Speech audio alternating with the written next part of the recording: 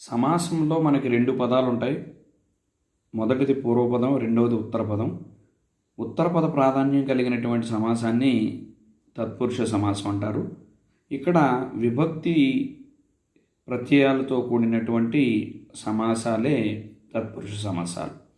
ఇక్కడ ప్రథమ విభక్తికి సంబంధించి డూమువులు ప్రత్యయాలు, తర్వాత విగ్రహవాక్యం వచ్చేసి రాజ్యము అర్ధభాగము, అర్ధరాజ్యం, ఇది ప్రథమ తత్పురుష. అట్లాగే ద్వితీయ విభక్తి మీకు తెలుసు, నిన్లను గుర్చి గురించి.